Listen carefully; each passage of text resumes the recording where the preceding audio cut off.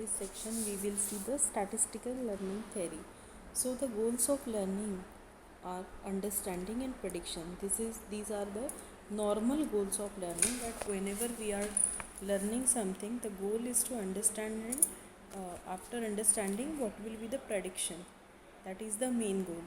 So learning falls into main categories, that is supervised, unsupervised, online, reinforcement learning. So from the perspective of statistical learning theory, supervised learning is best understood. Why? Because supervised learning involves learning from a training set of data. We have seen what is supervised learning. Whenever the training data set is already available with us, then that is called as the supervised learning. And as it gives us the training set of data, so it is the best to use and understand. So every point in the training is an input output pair.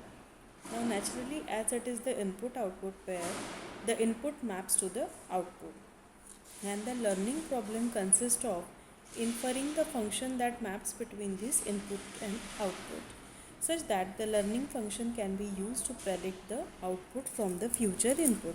Means as I said that the input output pair is there, so whenever we are having any particular learning problem, then that consists the function, and that function is nothing but mapping between input and output, so that whenever we are able to learn the function, the output can be predicted from the future input.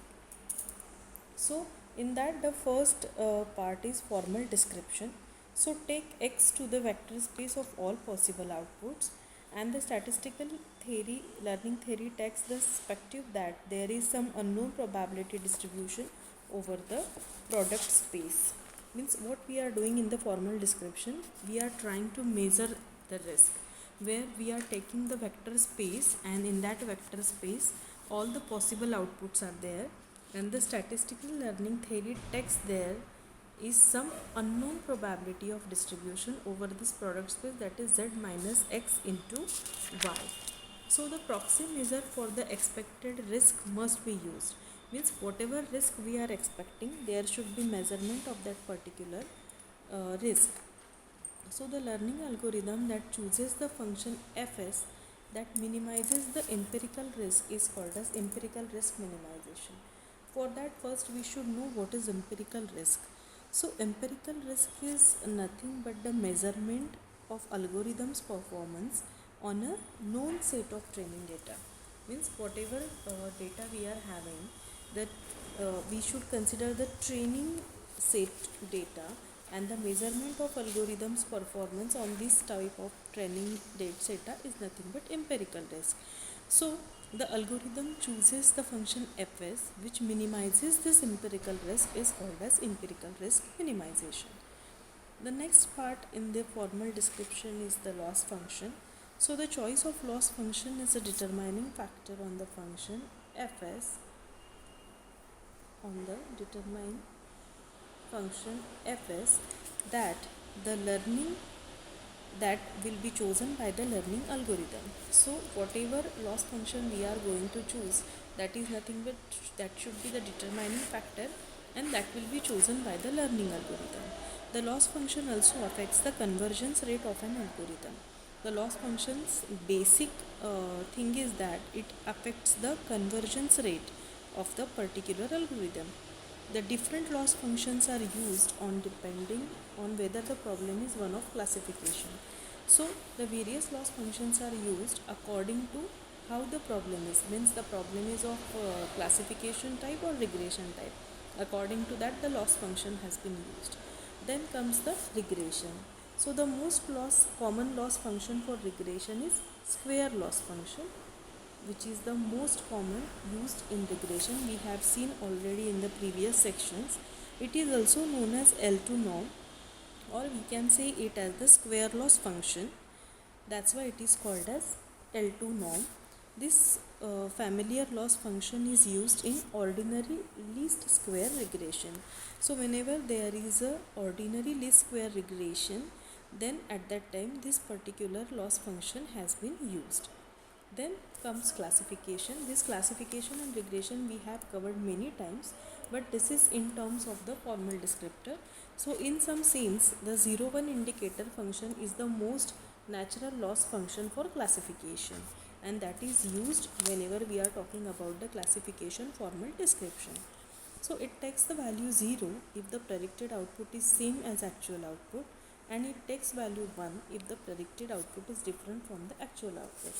Means whenever the predicted output is same as what we received, then it indicates 0, and if the predicted output is different from the actual output, then it shows 1. That is nothing but classification. Then comes the regularization. So in machine learning, major problem that arises is that of overfitting. The major problem which arises is the overfitting. Why? Because learning is the prediction problem, and goal is not to find a function that most closely fits the data, but to find the accurate output. Means, what is the main thing that we are doing in machine learning? We are predicting. And why we are predicting? So that we can get accurate or approximate output.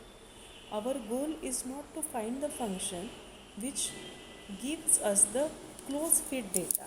In spite of that, our goal is to find the accurate output, and that's why the overfitting problem arises when we are talking about machine learning and regularization.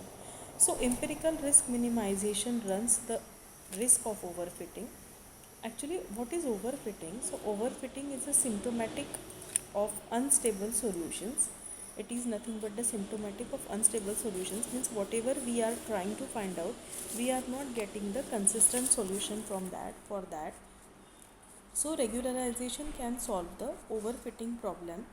Overfitting is like a small perturbation in the training set data, and that cause a large variation in the learn function, and that's why regularization can solve the overfitting problem and gives the stability to the particular overfitting thing. So regularization can be accomplished by restricting the hypothesis space. So whenever we are having overfitting problem, the regularization will restrict the hypothesis space, and then we are having the particular consistency in the stable data.